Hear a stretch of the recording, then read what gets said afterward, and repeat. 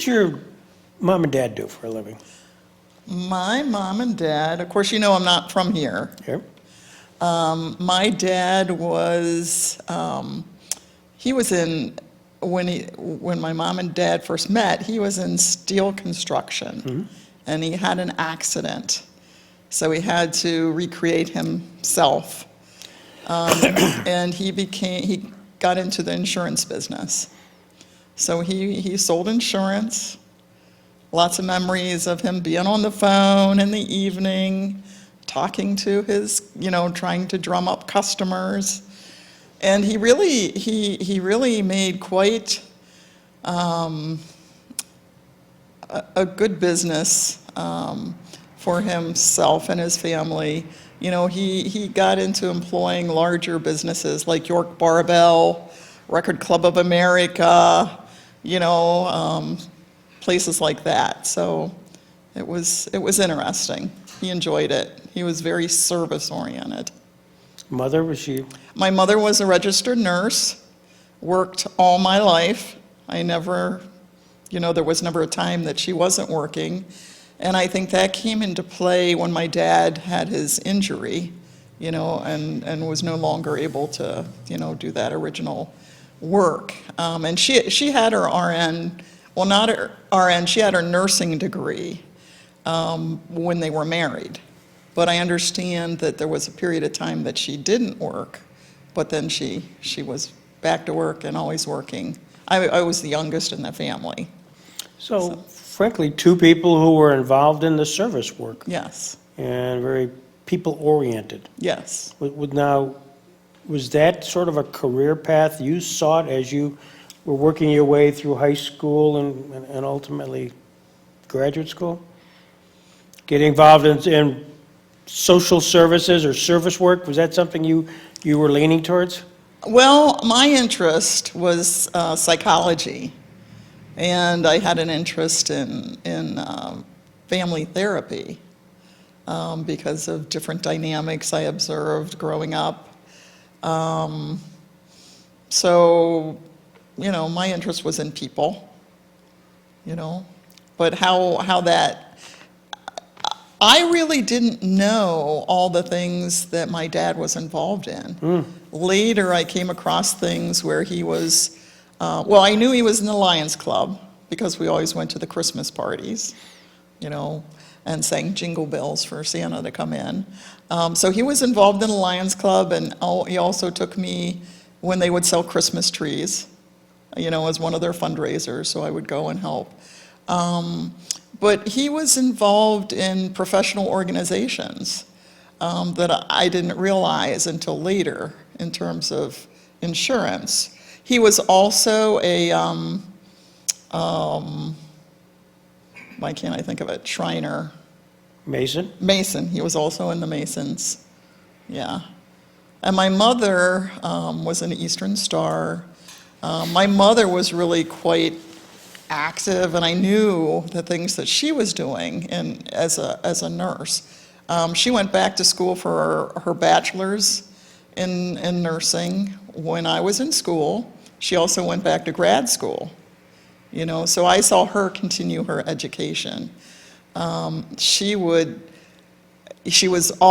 involved in helping to set up the York Hospital's employee picnic.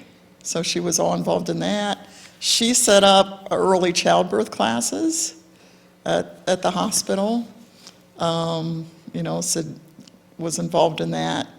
And she used to go on conferences, professional conferences, and my dad would tag along. And they would go on trips with their friends, and, they did a lot of things. They did a lot of things without the kids. They did things with the kids, too, but they had quite a social life. So you graduate from high school, York High School? Well, no, it was Central High School, York Central High School. It wasn't the city school, but suburban, right outside the city. Yeah. And then where'd you go to college? Millersville State University. It was a college then, but And that's where you got your psychology degree? that's where I got my psychology degree. That's where I met my husband, future husband. Lewis? Yep. And what's your career path then? Because here we are, by the way, we're in a Masonic organization right now, Scottish Rite Consistory. Right. So we should be right at home. And, but here we are in Jamestown, New York. It's a long ways from York. The way I got here, I was a double major, and I was psychology, and then they had started sociology. So I was interested in that as well, social work. And between my junior and senior year of college, I kind of wanted to escape, kind of get away. And there was a posting for a live-in summer internship at the Gustavus Adolphus Children's Home. And so I applied, and lo and behold, they were interested, and I spent the summer living in the Gustavus Adolphus Children's Home. In Jamestown, New York. Yep. They used to have live-in house parents at the home, and they no longer did. They went to shift work. But I actually lived in where the house parents used to live, right with the kids. So you take a summer job there between your junior and senior year, and then after that, you came back. I did. They offered me a job, but I said, I got to get back and finish my degree, because if I don't, I'm afraid that I won't finish it. But my husband had graduated, and he had come to visit, and as soon as they saw him, they latched on to him. And so he ended up getting a position at the children's home. And of course, after I graduated from college with my bachelor's, they were interested in me coming to work here too. So I did.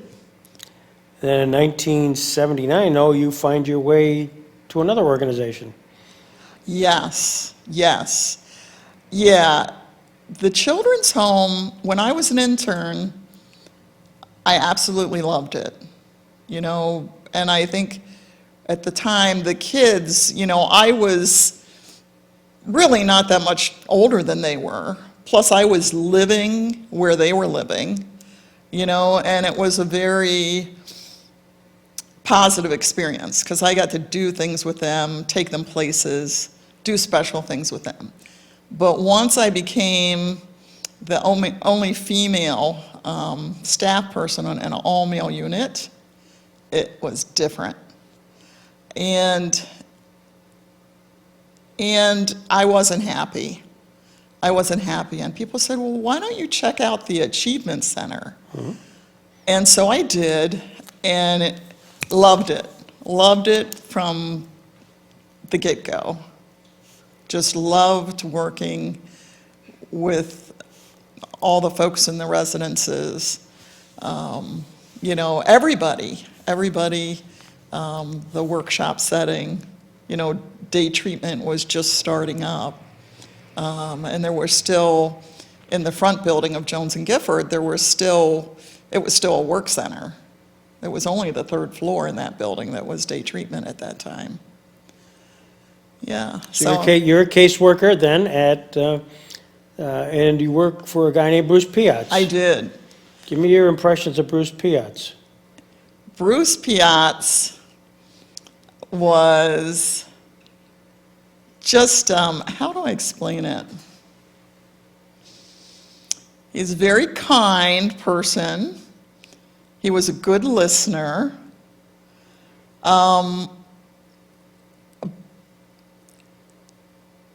And he was very supportive. But he was the business guy, He was the business guy, although he was really much a people person, believe it or not. I don't know that everybody would say that.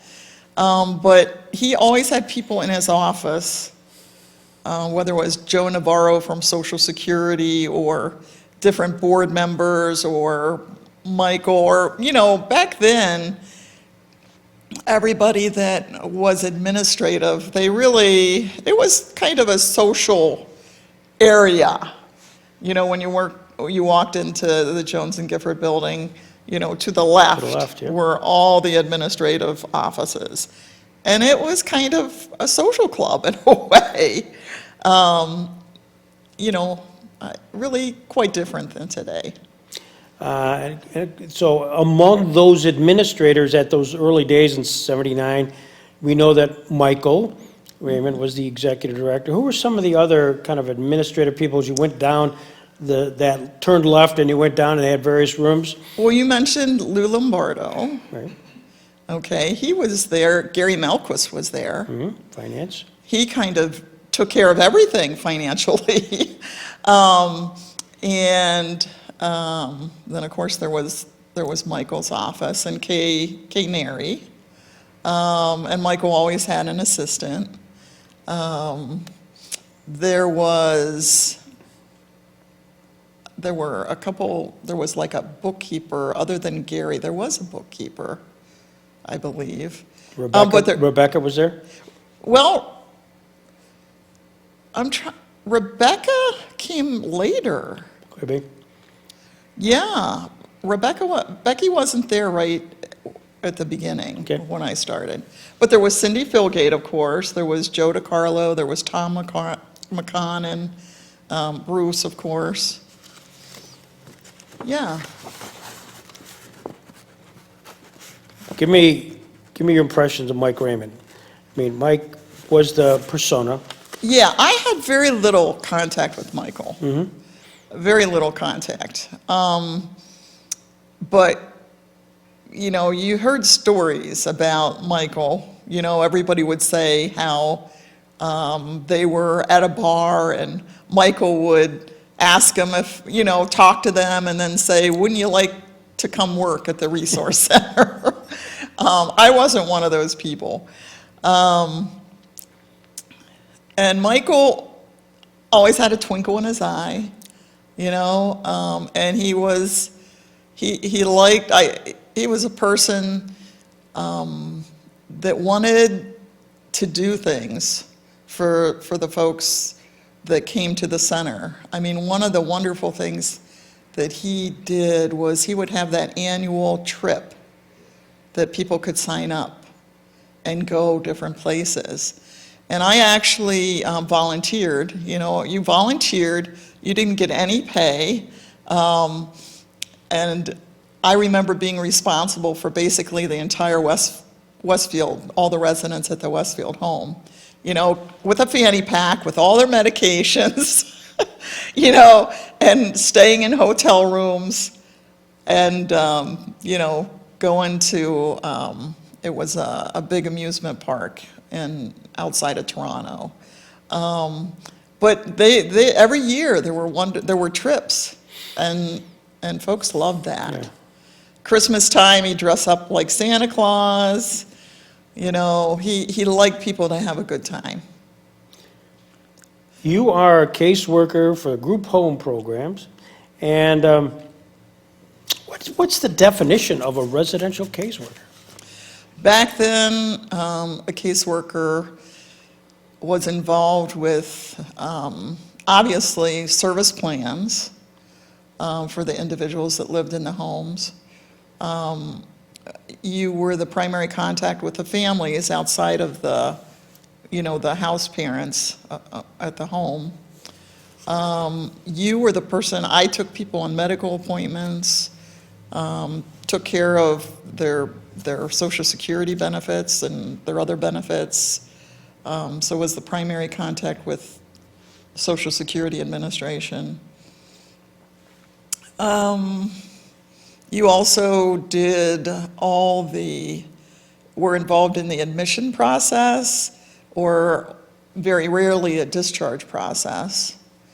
So you and the caseworker and the house parents literally took care of everything. Sure.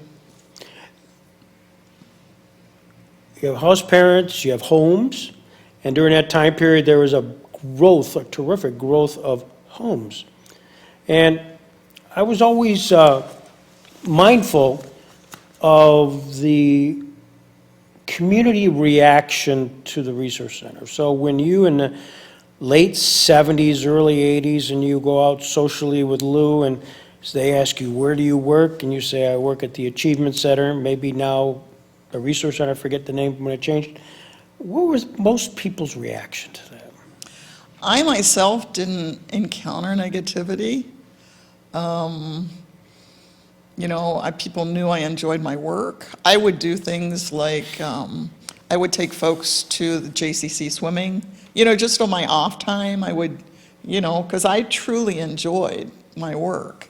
And work was really kind of 24/7 back then. But I was certainly aware of the not in my backyard attitude.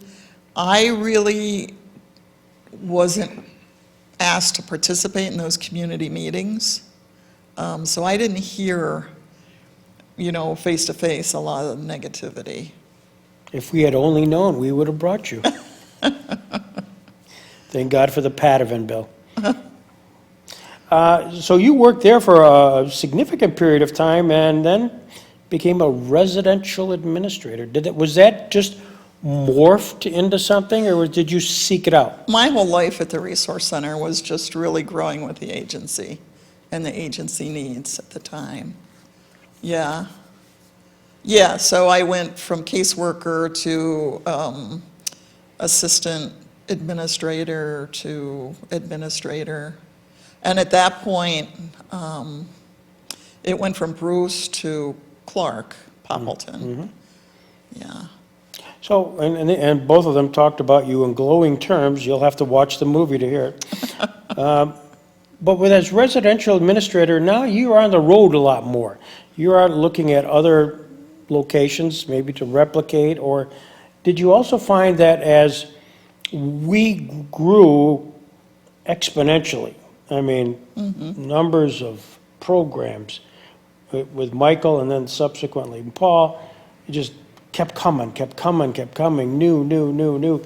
Were other agencies that were in the ARC system, Associated for Retarded Children system, of which we were a chapter, were they seeking advice from you as to how you were doing it, what you were doing? Did you become sort of a counselor? Honestly, Greg, I don't remember that so much. I was kept really busy just at the Resource Center. And, there were times, that I would be sent to different conferences or sent as a representative of the Resource Center. But,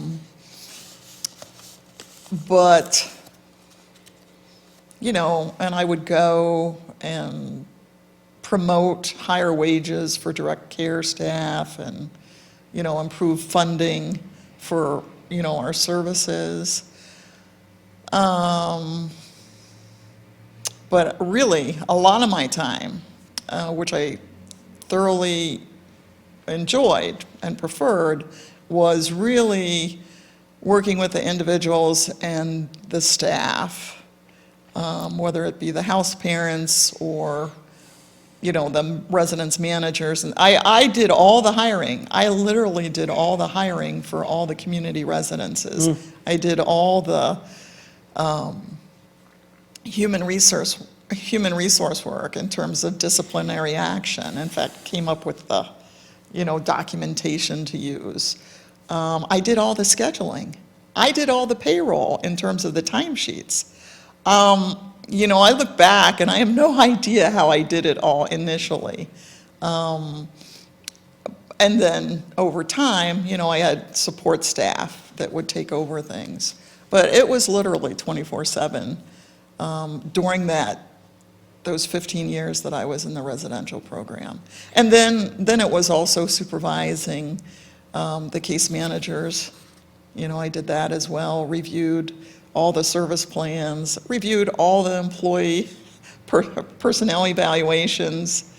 That kept me busy. I can't imagine, well, you've just identified, and especially what you're looking for, what the skill set might be for a home parent. That's you're there, you're living with developmentally disabled individuals that may or may not have been part of that person's skill set. What were you looking for? Actually, it was more, it had gone to shift managers. Bruce is the one that hired the house parents. I don't remember actually hiring for that particular position until it was a residence manager. Okay. He had me hiring all the direct support staff though, and even the weekend house parents. But I don't really recall hiring a live-in house parent. You were there when Governor Hugh Carey showed up. Yeah. Talk about that day.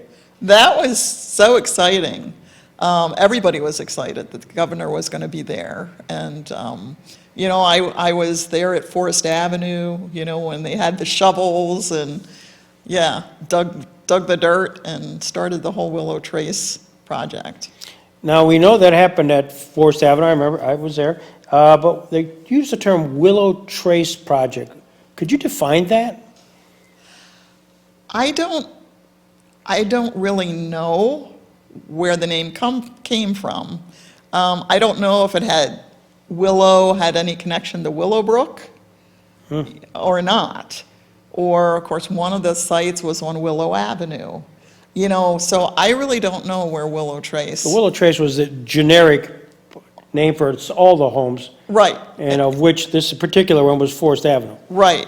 There was Harris, there was Forest, there was Willow, there was the Recreation Center, Is that on Benedict? and the Benedict Supportive Apartments. Yeah. You're not going to tell me an L.B. Miller story, are you? No. Somehow I was protected from some of these, more colorful stories. That's the first person, Ed, that hasn't talked about L.B. Miller. Good. He was like the first recreation person. Yeah.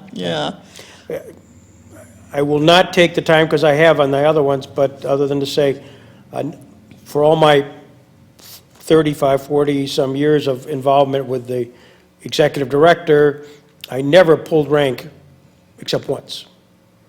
And that was encouraging them to hire Al B. Miller, because he was a professional football player with the Buffalo Bills, with that whole Jack Kemp, the World Championship right. years. He was available, so they hired him. Yeah. It didn't turn out so well, but everybody who I've interviewed, the Piazzas, the Brummagents, the Poppletons, they all bring that up. Well, see, that was the social club I talked about. Yeah. Greg, remember the time, Greg. Do you remember the time? Greg. So good. I'm delighted to get unscathed through this interview.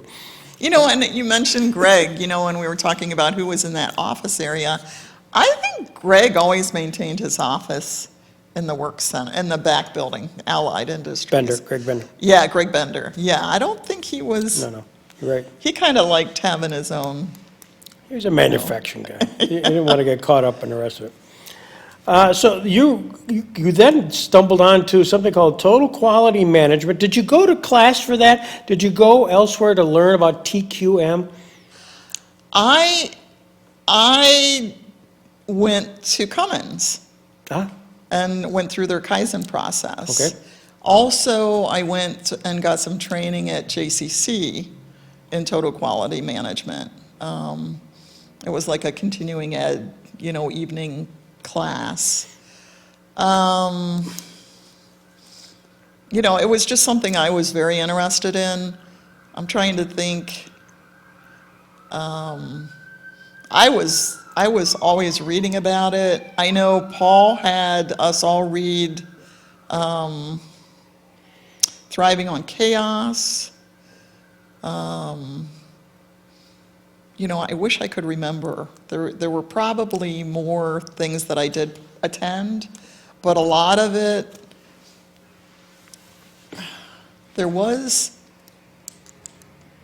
we also worked with the Private Industry Council and had some folks come in to help us initiate our project teams at the Resource Center. And of course, Jane Cleaver. Cleaver was there at the time, and Buzz. Oh, yeah, I can see him. Yeah, Buzz. Edelman? Edelman. Yes. Edelman, Edelson, yeah, you're right. Yes, yes. So, yes, they actually, there were, in addition to myself, there were a handful of people that actually went through training. There was a series of books that we could use to teach us the tools and the process. And yeah, so that was really good. It was in vogue at the time, TQM, my firm. I was one of those guys that went to Houston to be certified under TQM. We had external clients, internal clients, Yes. that whole thing. And it was fascinating, and we used it quite a bit in our own law firm. So when I learned that you were it was brought back a memory. That was my favorite part of working at the Resource Center were those years. Working with quality improvement teams, the Quality Council, Clark Poppleton and I, put together, and also the people skills training, the soft skills training. That was the best. And also, one of the big things that I was on the board and playing lawyer as well, but was the state was starting to, I don't want to say crack down, maybe they had on incident reporting, where we actually reporting incident, and there had to be a protocol. And the Diana Meckley process became part of the board process, and we had to meet monthly to talk about it. Yeah. Yeah. Paul came to me and asked me if I would consider assuming that role. And it wasn't anything that I really wanted to do, but felt an obligation to do. So yeah, I did that, and I created a wonderful team of investigators. And sometimes it was very challenging. It was very difficult because you had to walk the line, the tightrope, between the agency and the surveyor, the surveyors, the regulatory folks, and keeping in mind the people that we serve, So it was a delicate balance, and there was a lot of tension. It was a tough time. It was tough, and ultimately it was to the board, and the board had a committee within it that had to make some tough decisions. Yeah. And I remember being part of that, and which were disciplinary, and it ran the full gamut. So sometimes it was very competitive conversation, I guess is a good Yes. term to use. Yes. So you were involved in that process, and I assume it still goes on. Yes, it does. Yeah, Virginia Bath Yes. came in, and a few years after we had things in motion, and has done a fabulous job. Developed that program a lot in terms of the data, and trying to implement the training and the systems to make enhancements. Were you the interface on behalf of the Resource Center with the auditors when the state came in and looked at that? Well, yes. Once I was responsible for incident management, yeah, they were there all the time. Yeah. All the time. Yeah. But it was the programs that had to write the action plans. We had some pieces of it, but it was really the programs that, had to actually come up and implement. And incident management was a piece of it, but just a piece of it. You went to, from Jones and Gifford, then your office was down at the Caprino building, Right. and which had the atrium and the Yeah. whole 9 yards. And the real boss there at the time, it was really Canary. I mean, there was people, like Mike Raymond, Sam Restivo for a short period, Paul Shazana, but really, it was Kay. Tell me about Canary. My interactions with Kay were always very positive. But she was the gatekeeper, for sure. You didn't get to talk to, whether it be Michael or Paul, unless you went through Kay. I really don't have a whole lot to say other than she had a great sense of humor. She was always very responsive to anything, when I came to her, See, now that's, she and I got along famously, but I'd give nothing more than to have this right here with Kay. Because there's, Yeah, as much as I knew her, as much as she knew me, she knew it all. yeah, she did. She Uh, did. And you were talking off record about, speaking of records, one of the most important things is we're an agency that's, well over 50 years old now, and nobody really spent time cataloging records, the confidentiality of the records, and we're just sort of boxed. And then did they come one day say, "Hi, Diana, can you lend order out of chaos?" Yes. Yes.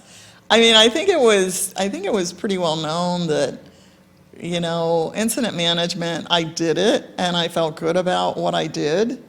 But it really I wasn't suited for that role, personally. And so I was looking for opportunity. And if you look at my history, I like a challenge, and I like to develop systems. I like to create things. And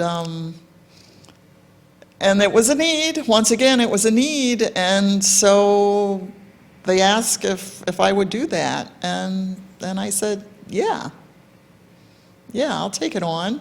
My only experience with records management per se is when I was in college. I worked a couple summers in the hospital records department. And of course, I dealt with, records in terms of my positions. But like you said, we just boxed them. There were boxes everywhere of records, and every department just kind of had their own little storehouse. There was no standardized process for how to store and maintain and destroy, records. So yeah, I did take that on. Where do you begin? Well, I began by visiting other places. I contacted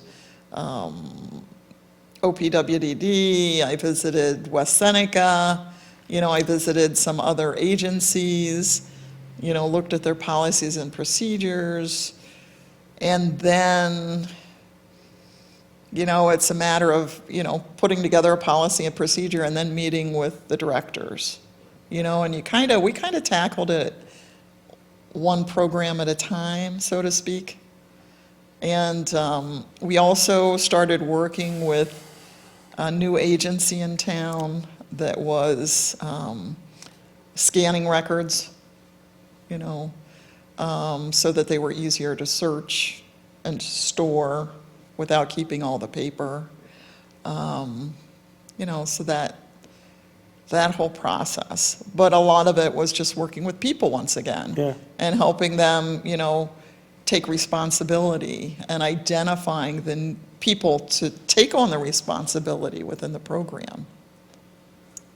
Yeah. What a process. Just out of curiosity, confidential records, which would be usually diagnostic records of individual clients that we had, how long do you have to keep them? It varies per program, Okay. yeah. But it's state regulated? Yes, it is. So the state sets the and guidelines. There are federal too, in terms of the finance department. Right. The agency, So as yeah. long as you would, now so principally gathering and collating and finding them, probably the biggest thing. Did it also include the history of the center itself? Did you get involved in the governance aspect of it, pulling minutes together and Yes. that stuff? Yep, yep, with Denise, having those records scanned, and, maintained. Yep. Yep, they're there. Wow. Anything you didn't do? There's a lot I didn't do. It's funny, I know when Steve had asked me, just to put together an article for when I was leaving, I said, I never, other than my initial employment, the job I applied for at the Resource Center, believe it or not, any other position I applied for, I never got. I was always asked to do things, but anything that, that I actually applied for, which wasn't too many things, I wasn't selected. So yeah, there were a lot of things I didn't do.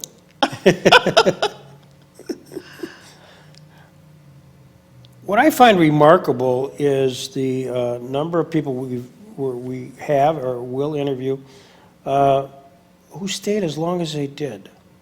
This is a tough environment. I mean, working with the developmentally disabled is not an easy task. And I don't mean that, you love it or you don't love it, but it can be taxing. And what is it that makes this so fulfilling? I think it's different for everybody. But I always tell people, for me, I always had new challenges and I was always learning. And that's really what kept me there, in addition to the importance of the mission. We were really providing a valuable service to so many people. And in the process, there's so many opportunities to do different things and to learn new things. So. I know I was the beneficiary of a Lifetime Achievement Award, and I comment on the fact that when I reflect on my 40-plus years of the Resource Center, what's remarkable is they've only had 3 executive directors during my period. Yeah, that is remarkable. I mean, like, whoa. And it's wonderful. Stability, there's a lot to be said for stability, in terms of the ability of an agency to grow and mature. If you don't have that stable leadership, that would be difficult. You knew you were coming today. You said so. You were willing. You said, yes, I'll come and be interviewed. And in anticipation of that, were you wondering what Greg might ask and hasn't? No, I just, I knew it would be easy, because I knew you would make it easy. No, I think I can't think of anything. Well, this has been great. Thank you. Yeah, well, it was fun for me too.